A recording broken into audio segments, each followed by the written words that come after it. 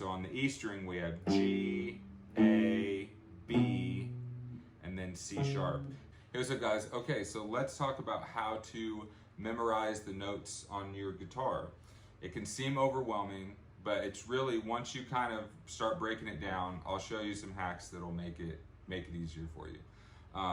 And we're just gonna start on the E and the A string, because until you know the E and the A string, nothing else matters, and everything is gonna flow off of that anyways. And typically to start, you want to play power chords, bar chords, scales. It's all going to come down from these low 2 strings, knowing what they are, okay? So we want to just focus on the dots. That's the main thing we want to focus on. So I'm going to give you 3 things to talk about with the dots, okay? So first of all, this 12th fret here, typically you have a double dot on top, but whether or not, 12th fret is always the same as the open string.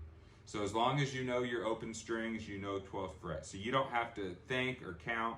Just, if this is E, then 12th fret's E. If this is A, then 12th fret's A. Okay? So 12th fret, just the same as the open string. Okay? So that's easy. That's there. Okay. So now we're going to talk about the first through 4 dots. So we have 3rd fret, 5th fret, 7th fret, 9th fret. Okay. So the first big thing to know is that if we're just talking about these 4 dots right here, only the 9th fret is going to have sharps, and that's going to be on both the E and the A string. So these others are just going to be natural notes, which means it's not going to be A sharp, A flat. It's just going to be the natural note. So on the E string, we have G, A, B, and then C sharp. And so the other big hack that you'll notice is you're not jumping around letters from the alphabet. It's literally, if you know this first one is G, then you're just counting up the alphabet. So we have G, A, B, and then again, 9th fret, it's still the next letter, but we just put a sharp on it, C sharp. Okay, so with the A string, it would be, this first dot is C. So once we know that, then we just walk up. We have C, D, E, F sharp. Okay? So the first thing is just quizzing yourself on those dots, because once you know the dots, it starts to get real easy to pick out the notes in between them. But you want to just think, so, okay, what's this? G. What's this? D. What's this? C. And just going through and being able to pick out all the dots. And then once you know the dots, then you can start thinking about things in between, okay?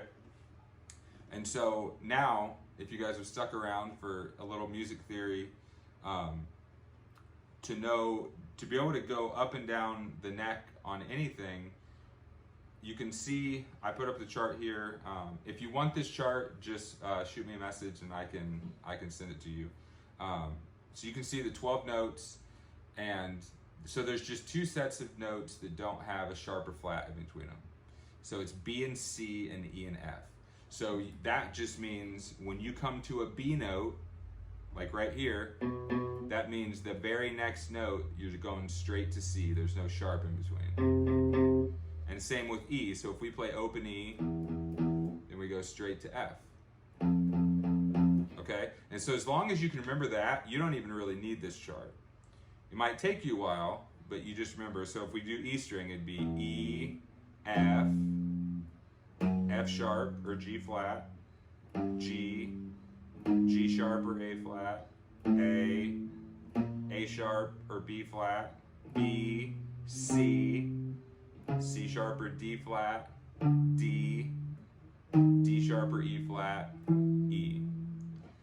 Now, you don't always have to say G sharp, A flat. I like to speak in sharps, other people speak in flats. It doesn't matter, you just want to know the difference. So if I say G sharp, you want to know that G sharp is also an A flat eventually.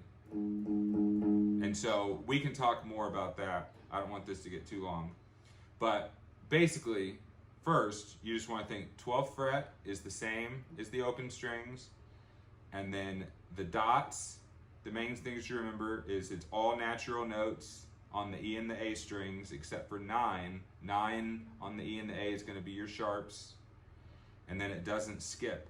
So the main thing is knowing this first. So this is G and C, G on the 3rd fret E, C on 3rd fret A. Because again, once you know that, it's just walking up the alphabet. We have G, A, B, C sharp, C, D, E, F sharp. So memorize the dots, and then you can be thinking about everything else in between them. But once you memorize the dots, all of a sudden, this neck will look a lot smaller. So hope that helps.